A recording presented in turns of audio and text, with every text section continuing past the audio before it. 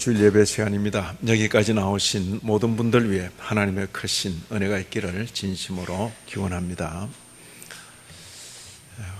우리 대한민국의 국민 작가라고 불리우는 김훈이라는 그런 작가가 있습니다.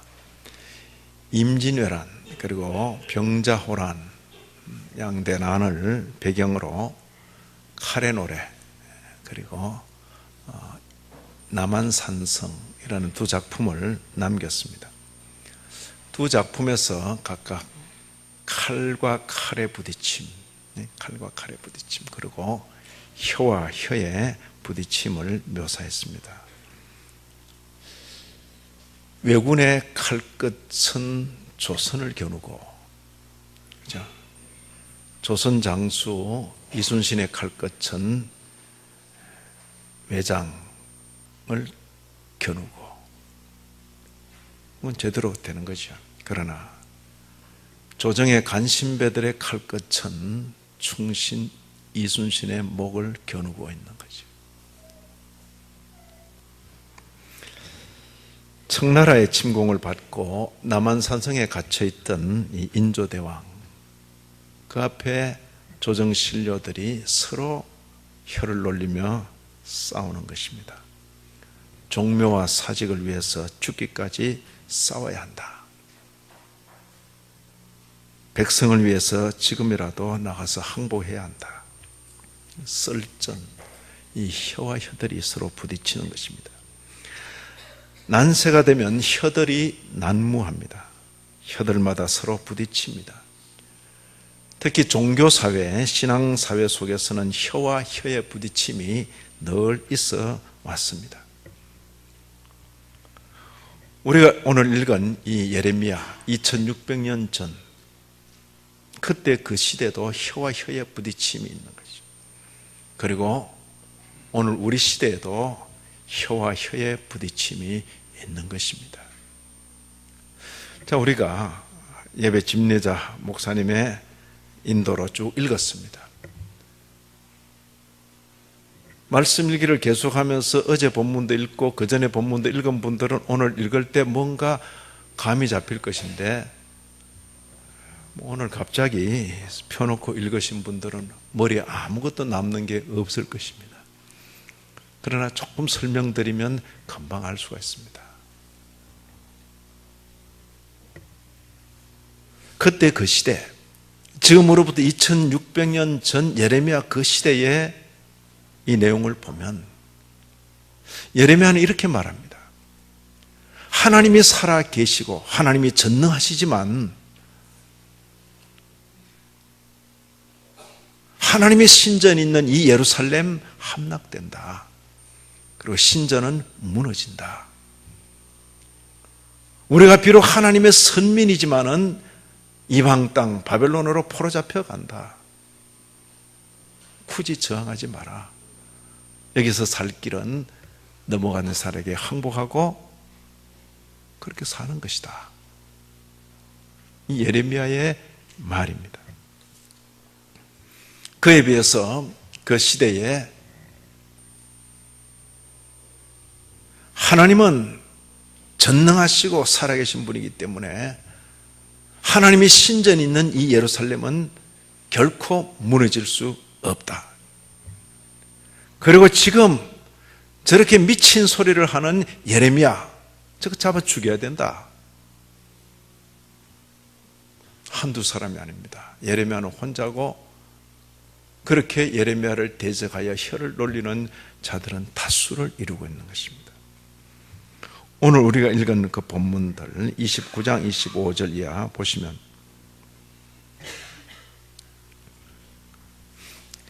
지금 상황이 어떻게 됐습니까? 유다 예루살렘 사람들이 한꺼번에 바벨론으로 포로잡혀 간 게 아닙니다. 무려 3차례에 걸쳐서 포로잡혀 갑니다. 10년을 격하여 두고 3차례에 걸쳐서 1차, 그리고 한 10년 뒤에 2차, 그리고 또 10년 뒤에는 3차로 나라가 완전히 망하고 가는 것입니다. 지금 2차 포로까지 잡혀갔습니다. 어떻습니까? 이미 포로로 잡혀가서 바벨론 땅에 살고 있는 일단의 무리들이 있고, 여기 아직 예루살렘 성이 무너지지 않았고 성전이 아직 무너지지 않았기 때문에 여기 아직 유다의 마지막 왕이 있는 것입니다. 시드기야. 지금 예레미야가 포로 잡혀가 있는 바벨론에 있는 그 유다 사람들에게 이렇게 편지를 보냈습니다. 거기 포로 잡혀간 곳에서 집 짓고 땅을 경작하고 아들 낳고 딸 낳고 사셔야 됩니다. 그리고 그 땅의 평안을 기원하면서 살아가셔야 됩니다. 그 편지를 받고 오늘 본문에 나오는 이 스마야라는 사람이 예루살렘으로 편지를 보낸 겁니다. 스마야는 이제 선지자. 예루살렘에 있는 스바냐라는 제사장에 보낸 거죠. 아니, 하나님께서 당신을 예루살렘의 제사장으로 세우신 것은 이런 미친놈 잡아 없애라고 세운 것 아닌가. 우리에게 이런 편지를 보낸 예레미야 같은 이런 미친놈을 그냥 두다니 당신은 직무유기요. 그런 내용을 지금 우리가 방금 읽은 것입니다. 눈을 한번 볼까요? 29장. 편지가 오고 갔다는 거죠. 잘 모르겠습니까? 25절. 그죠? 1절에 스마야가 나오고 24절에 스마야 나오죠. 25절 마지막 부분에 스바냐와 모든 제사장들의 글을 보내 이르기를. 그죠? 편지 내용입니다. 여호와께서 너를 제사장으로 삼아 성전 감독자로 세우신 것은 모든 미친 자와 선자 노릇하는 자들을 목에 씌우는 나무고랑, 목에 씌우는 쇠고랑을 채우게 하시며거늘. 보통 칼을 씌운다 그러죠.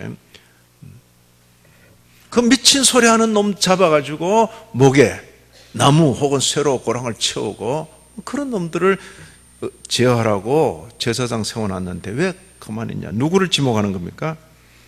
27절. 네가 어찌하여 너희 중에 선자 노릇하는 아나도 사람 예레미야를 책망하지 아니하느냐? 28절. 그가 우리에게 편지하기를. 어디에 있는 우리입니까? 바벨론에 있는 우리에게 편지하기를 오래 지내야 하리니 너희는 집을 짓고 살며 밭을 일구고 그 열매를 먹으라. 이게 듣기 좋았다는 겁니까? 듣기 싫었다는 겁니까? 믿음 있는 소리로 들립니까? 믿음 없는 소리로 들립니까? 그러죠. 하하. 왜 이런 미친 놈을 잡아 제어하지 않고 두었느냐? 이런 비난의 소리죠.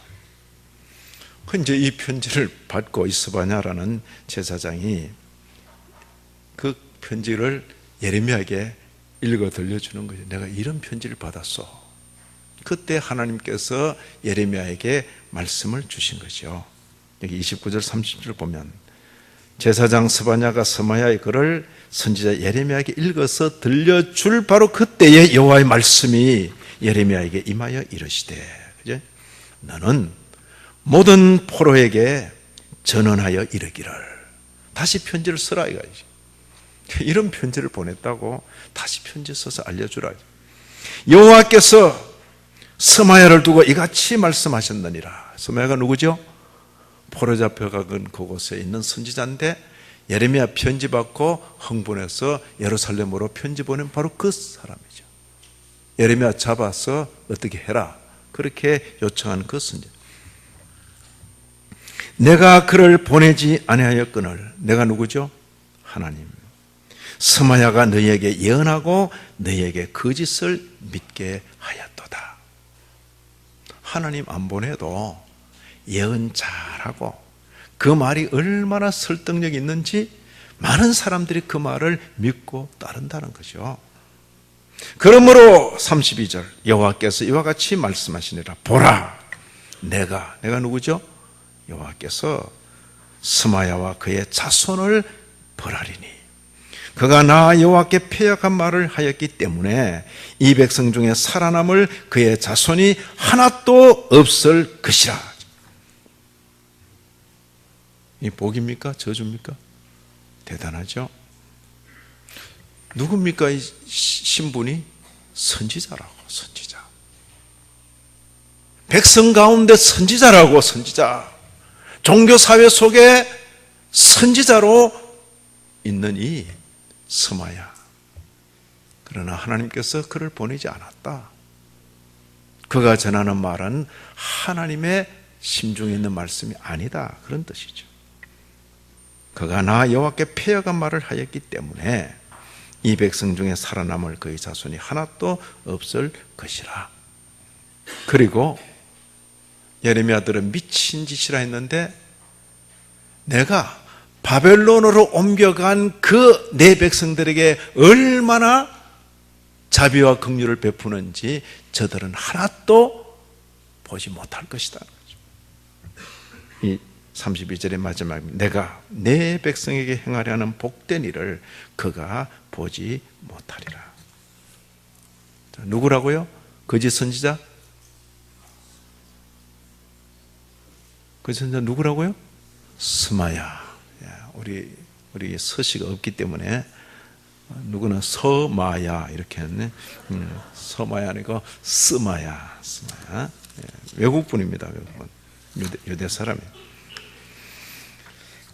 29장 앞절에 보시면 29장 21절에 보시면 여기 또 혀를 놀리는 자들이 있습니다. 만군의 여호와 이스라엘의 하나님께서 아합, 시드기야. 그 당시 왕이 시드기야였습니다. 그런데 동명이인입니다. 이름 같을 수 있어요. 그래서 이름 같을 경우에는 아버지 이름을 거기 또 싣는 겁니다. 누구의 아들 이렇게 하는 것입니다. 여기 아합, 시드기야, 그죠? 이름을 아합으로 짓고 시드기야를 지을 때는 그래도 왕 이름 땄으니까 아합도 왕이고 시드기야도 왕 이름입니다. 그럴 때는 아들 잘 되라고 한 거죠. 근데 그들은 내 이름으로 너희에게 거짓을 예언한 자라. 보라, 내가 그들을 바벨론 왕 느부갓네살의 손에 넘기리니 그가 너희 눈앞에서 그들을 죽일 것이라. 그죠? 하나님이 보내지 않아도 말 잘하고 하나님 보내지 않아도 많은 사람들을 설득해서 자기 편으로 삼을 수도 있는 것입니다. 그 다음 28장을 보세요. 28장은 길지 않은 장이지만 전체가 한 사람, 예레미야를 대적하는 선지자 하나냐에 대해서 기록하고 있는 것입니다.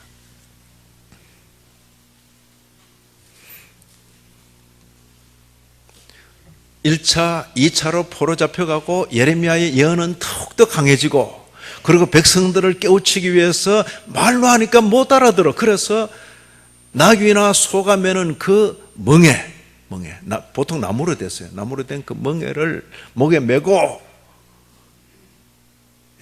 시드기야 왕 앞에서, 그리고 시드기야에게 온 외국 사신들 앞에서 여보시오, 당신네들 왕들에게 가서도 꼭 전해주시오. 제 모습을 보시고 앞으로 바벨론 왕 느부갓네살의 그 멍에를 모두가 이렇게 져야 됩니다. 나무 멍에를 메고 왕 앞에서, 외국 사신들 앞에서 그렇게 막 외친 것이죠. 그럴 때 이 하나냐라는 이 선지자가 무슨 소리, 그러고는 그 나무 멍에를 뺏어가지고 막 도끼로 찧었는지 하여튼 그걸 박살을 내버린 거죠. 이런 일은 절대 일어나지 않습니다. 지금 포로로 잡혀간 사람들 2년 안에 돌아옵니다. 무슨 근거로 2년이라 했는지 2년 안에 돌아옵니다. 그렇게 예언을 한 거죠. 이 결론은 뭡니까? 28장에 네가 나무 멍에를 목에서 빼앗아 꺾었으므로 쇠멍에를 지게 될 것이다. 멍에를 지려면 가능한 무거운 거 져야 됩니까? 가벼운 거 져야 됩니까?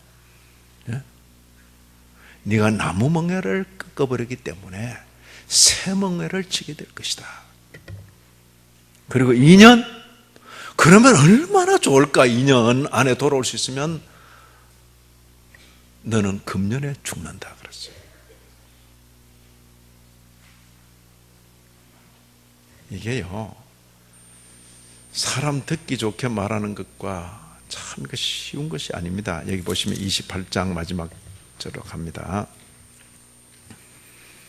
28장 15절, 선지자 예레미야가 선지자 하나냐에게 이르되, 혀와 혀가 서로 부딪히는 겁니다.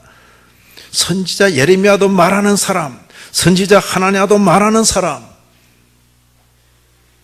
서로 부딪히는 거죠. 나무 멍에를 꺾어버리고 2년 안에 회복된다. 포로 잡혀갔던 모든 사람들이 2년 안에 돌아온다. 그런데 여기 예레미야가 선지자 하나냐에게 이르되, 하나냐여 들으라. 28장 15절입니다. 여호와께서 너를 보내지 아니하셨거늘 네가 이 백성에게 거짓을 믿게 하는도다. 그러므로 여호와께서 이와 같이 말씀하시되, 내가 너를 지면에서 제하리니, 죽인다는 소리죠. 네가 여호와께 패역한 말을 하였음이라. 네가 금년에 죽으리라. 금년에 죽으리라. 네? 선지자 하나냐가 그의 7째 달에 죽었더라. 7개월 살다 죽었더라, 그 소리 아닙니다. 28장 1절 보십시오. 이 일의 시작이 몇째 달입니까? 시드기야 왕이 즉위한 지 4년 5째 달, 5째 달 다음에 7째 달, 그러면 몇 달 만에 죽은 겁니까? 2달 만에 딱 끝. 2년이 2달로 돼서 끝나버린 거죠.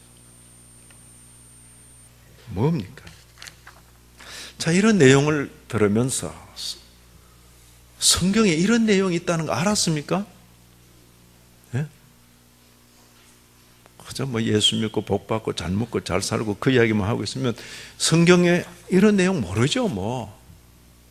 성경에 있어도 아무도 소개도 안 하고 소개도 안 한 것 읽을 리가 없죠, 읽을 리가. 또 소개도 안 하니까 읽은들 알 수가 없죠. 그래서 우리가 택한 방식은 뛰어넘지도 말고 한 장씩 그냥 읽어가자. 그거죠. 그러니까 별게 다 보이잖아요, 별게. 그러죠. 자, 제가 묻습니다. 가만 그 내용을 들으니까 누가 더 믿음이 있어 보입니까? 예레미야가 믿음이 더 있어 보입니까? 거짓 선지자들이 믿음이 더 있어 보입니까? 하나님은 살아계시고 전능하시기 때문에 하나님의 신전이 있는 이 예루살렘은 건재하다. 바벨론 왕 느부갓네살이 아무리 강하다 할지라도 하나님은 그보다 더 강하시기 때문에 하나님의 신전이 있는 이 예루살렘을 무너뜨릴 수 없다. 믿음 있어 보입니까? 없어 보입니까? 그렇죠. 물론 포로로 잡혀갔지만은 하나님의 은혜 가운데 2년 만에 회복된다. 그럼 믿음 있어 보입니까? 없어 보입니까? 예. 예레미야의 말은 뭡니까? 하나님이 능하시고 전능하실지라도, 비록 하나님의 신전이 여기 이곳 예루살렘에 있을지라도 이제 기회가 끝났습니다. 예루살렘은 무너지고 신전은 회파되고 우리는 포로로 잡혀갑니다. 믿음 없는 소리요, 매국노 같은 소리고, 포로로 잡혀간 그곳 하루 이틀 아닙니다. 1, 2년이 아닙니다. 1, 20년이 아닙니다. 무려 70년 세월입니다. 돌아올 생각하지 말고 거기서 집도 짓고 땅도 갈고 아들 낳고 딸 낳고 사셔야 됩니다. 살아가야 되니까 그 나라 그 백성의 평안을 빌고 살아야 됩니다. 이게 믿음 있어 보입니까? 완전 매국노 같습니까? 매국노죠. 매국노. 어쩔 수 없다. 이게 기록된 성경을 저와 여러분이 읽고 있다고요. 지금 내가 보든지 안 보든지 그 성경, 그 내용이 기록된 책을 우리는 들고 있는 거죠. 이제 눈을 들어 우리 주변을 보면 이 시대에도 혀와 혀들이 서로 부딪히고 있습니다. 오늘 제목이 혀의 부딪힘이라 그래요. 하나님의 말씀, 우리에게 주어진 성경 말씀, 이 성경 말씀에 충실하고자 하는 그런 말들과 이제 21세기 되었고 우리도 알 만큼 아니까 성경 너무 그러지 말고 성경 참고하지만은 이게 어떻게 우리의 신앙과 생활의 표준이 될 수 있나? 우리도 이제 어느 정도 알 만큼 다 아는데 성경에는 비록 그렇게 돼 있을지라도 우리 생각에는 성경에 그렇게 기록된 것은 그때 그 시대에 오래전 세월에 그 사람들 인지가 덜 깨가지고 그렇게 한 것이지 우리는 지금 알 만큼 아는 시대가 아닌가. 종교, 이 땅의 신앙들이 너도 나도 전부 검증되지도 않은 자기 소원을 신의 이름을 불러 막 달라고 하니까 기독교 종교 안에서도 예수 이름 불러 하나님 이름 불러 더 가지려고 더 높아지려고 이게 기독교 신앙인 줄 알아. 그렇게 나팔을 불고 그렇게 가르치고 그렇게 사람을 모으고 어느 교회 어느 기도원 가면 기도 더 잘 이루어진다. 아이 낳기 위해서는 어느 교회 가면 좋고 돈 벌기 위해서는 어느 교회로 가면 좋고 수능 앞두고는 어느 교회 가서 누구 목사에게 기도받으면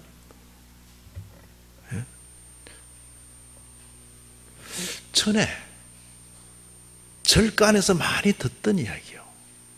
팔공산 기슭아래 동화사 거기 있는 갓바위 아래 거기 기도하면 수능은 문제없어.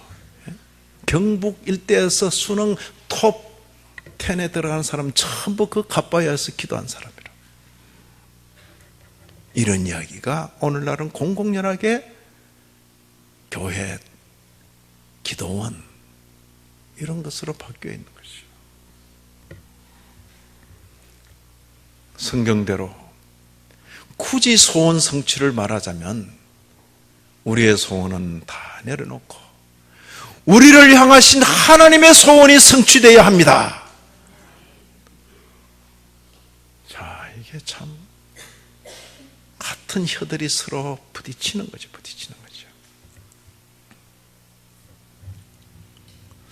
우리는 21세기를 살아가면서 현대 과학적인 지식을 알고 있기 때문에 그 지식을 근거로 성경이 맞다 틀리다 그러면서도 기독교인이라고 말하는. 그러나 또 한편 현대 첨단의 지식을 배우고도 그러면서도 겸비하게 하나님 말씀 앞에서 하나님 말씀을 말씀대로 믿고 따르려는 그런 일단의 무리들. 그죠?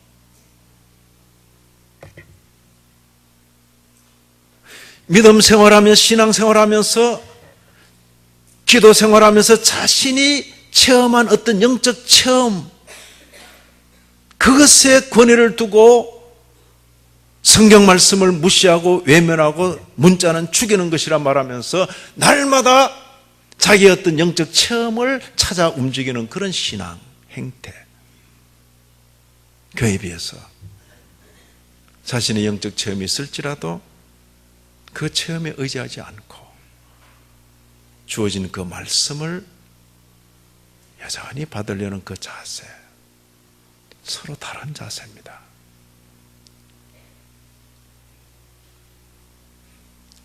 지금부터 2000년 전 주님의 교회 가운데 사도들이 있었는데 오늘 21세기 오늘날 우리 시대에도 하나님께서 직접 말씀을 주시고 교통하시는 사도들이 있다. 신사도. 한국에 한두 분 계십니다. 아프리카에도 한두 분 있습니다. 남아메리카에도 한두 분 있습니다.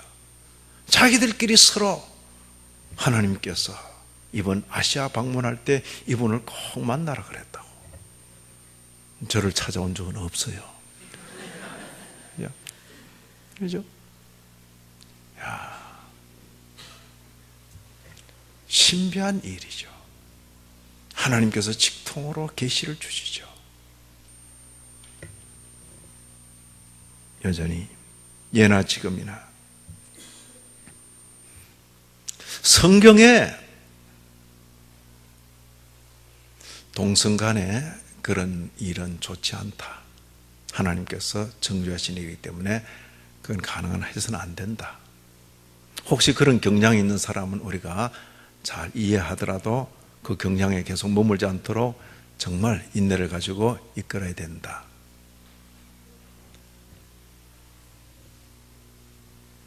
무슨 소리를. 그때 그 시대는 알지 못해서 그런 일을 정죄했다. 어떤 종교적인 편향적인 그런 권위로 그렇게 했다. 오늘 우리 시대는 인권이 충분히 신장된 그런 시대이기 때문에 그런 경향의 소수자들에 대해서도 우리가 이해를 하고 그런 분들을 목회할 수 있는 사람이 누구겠는가? 동성애자가 아니겠는가? 그래서 동성애자를 목사로 세워서 그분들을 목회해야 한다. 그죠? 하나님보다 더 마음이 좋고 그런 것이죠. 우리 주님께서는 나로 말미암지 않고는 아버지께로 올 자가 없다 라고 성경에 기록되어 있지만 그 성경이 혹 잘못된 것일 수도 있고 주님은 그래 말 안 했는데 초대교회 사람들이 예수님이 입을 빌어서 그렇게 기록했을 수도 있고 진짜 주님이 주님이시라면 그렇게 말 안 한다. 나로 말미암지 않고도 아버지께로 올 자가 많으니라 이렇게 말씀해야 진짜 사랑의 주님이시지. 막 설득이 들라 그러죠. 그죠?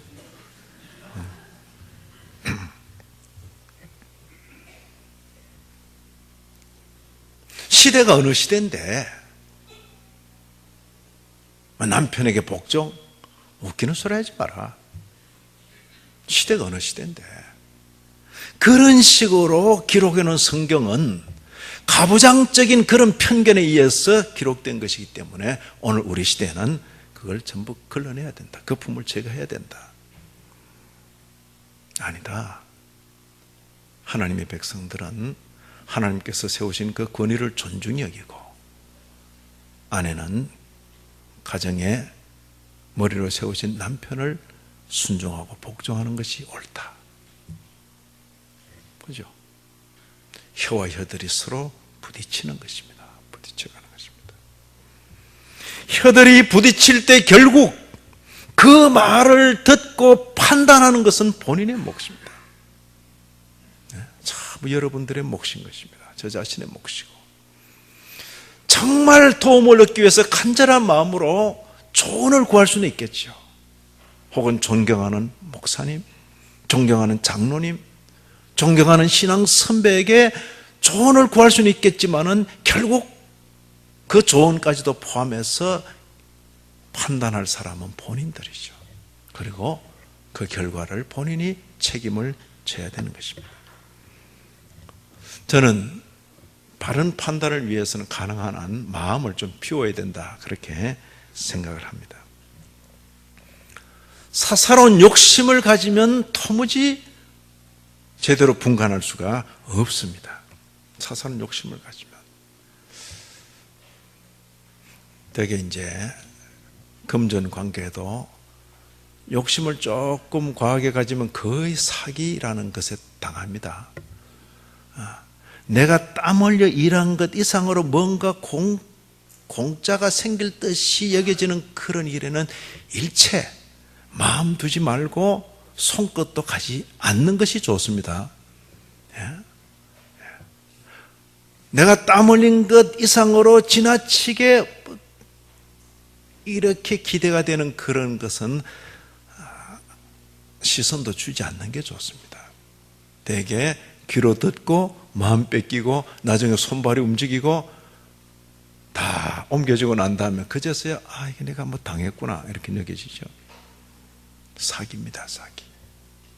그래서 가능한 마음을 비우는 것이 좋습니다. 욕심을 가지면 진리를 분별할 수가 없습니다.